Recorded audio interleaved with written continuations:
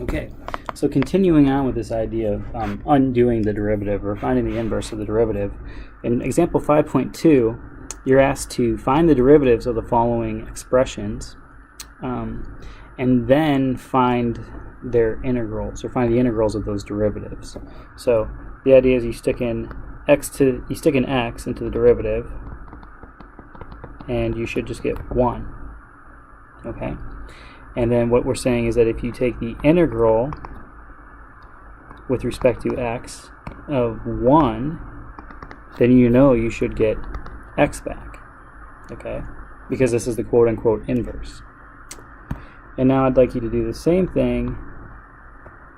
I'd like you to take the derivative of x plus 3, and you should also get 1. Right? So that means that if you take the integral of 1, you should get x plus 3. And right there, that should give you a little bit of pause. How can a function take in 1 and spit out x, and then take in 1 and then spit out x plus 3? This would not be a well-defined function. It's not making sense. It's not well-defined. And the answer is that the rule isn't just that you should add 1 to the exponent and then divide by that new exponent. You should also add a number, and it's called the constant of integration.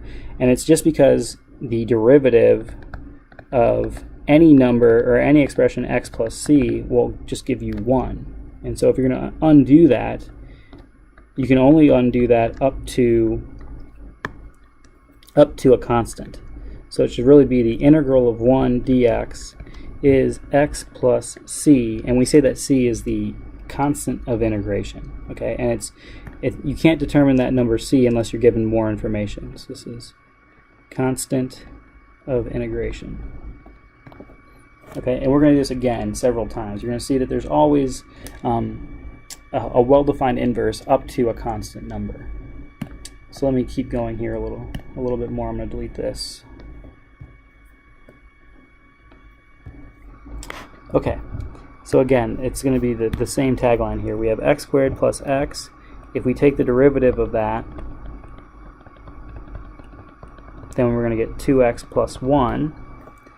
And if you take the integral with respect to x of 2x plus 1, we know that we should get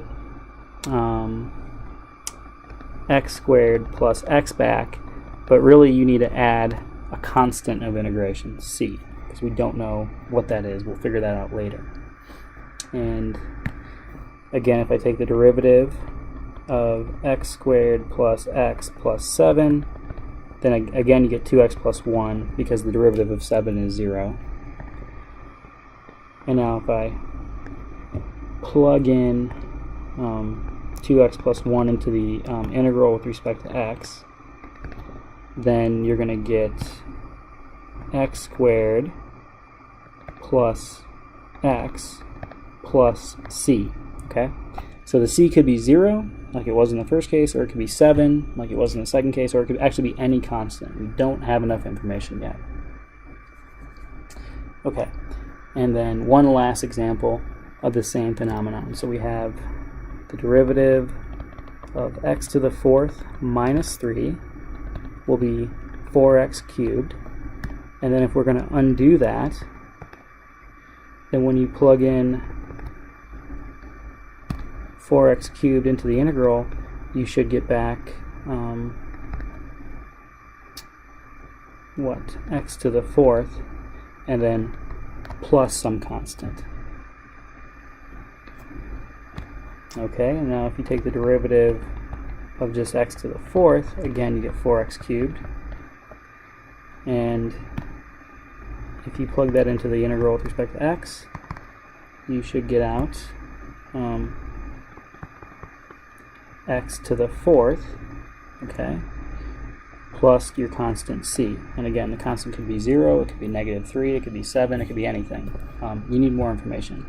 And again, just to check here that this is working, if you stick in x to the 3rd into the integral, right?